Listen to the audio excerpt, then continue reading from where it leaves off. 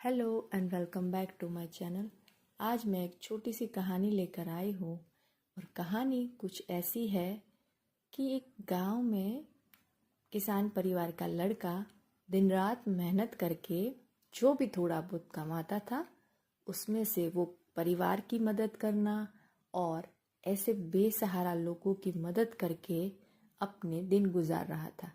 उसको पता था कि हमारे ग्रंथों में लिखा है कि अच्छाई करो, नेकी करो, मदद करो।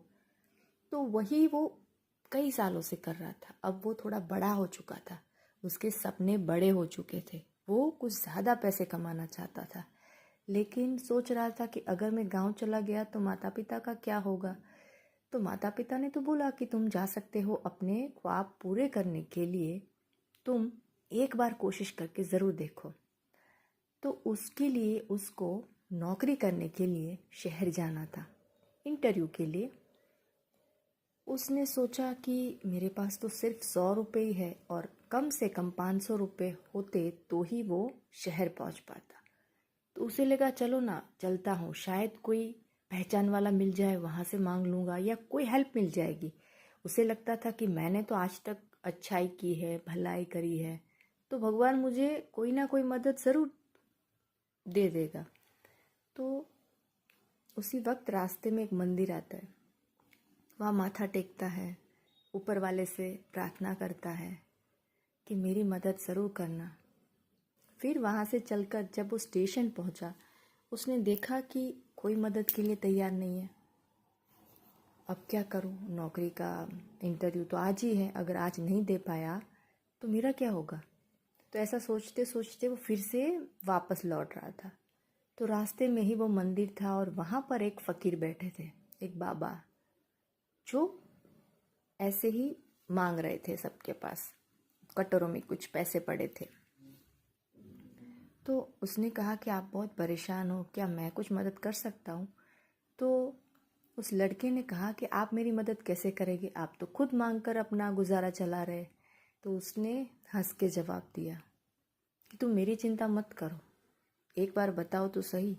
तो लड़के ने कहा कि मुझे पैसे चाहिए, मेरे पास सिर्फ 100 रुपये है और मुझे 400 रुपये की ज़रूरत है ताकि मैं शहर पहुंचकर नौकरी के लिए इंटरव्यू दे सकूं। तो उसने बोला ठीक है, एक काम करो, मैं अभी तुम्हें दे देता हूँ, जब तुम्हारे पास आ जाए तो वापस दे देना। तो उसे लगा हाँ ये सही है कि जब मेरी नौकरी लग जाएगी तो उसमें से मैं आपको लौटा दूंगा। तो अब समझ आया उसको कि उसको उसकी भलाई का बदला भगवान यहाँ दे रहा है, और उसे लगता है कि शायद भगवान ने मदद भी भेजी है। लेकिन जब वो इंटरव्यू देने जाता है और लकीली उसकी जॉब भी लग जाती है और काफ़ी उसकी उम्मीद से ज़्यादा तनख्वाह मिलती है, तो उसे लगता है कि अब तो मैं उस फ़कीर बाबा को सारे पैसे चुका दूंगा, और वो बहुत खुश होकर ऊपर वाले को बहुत बहुत धन्यवाद देते हुए वापस आने लगा। तो जब वो वापस आया तो बहुत सारी भीड़ लगी हुई थी उस मंदिर के पास। तो उसने जाकर देखा कि वो बाबा जी जो थे वो मर चुके थे।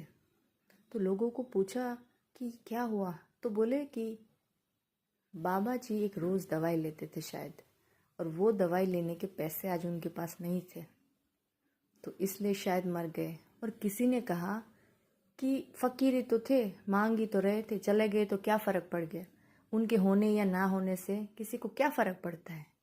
लेकिन जब लड़के को महसूस हुआ कि ये तो उन्होंने जिस तरीके से नेकी की थी, अच्छाई भलाई, वो जो भी इतने सालों से कर रहा था, भगवान ने एक ही बार में उसकी सारी इच्छा पूरी कर दी।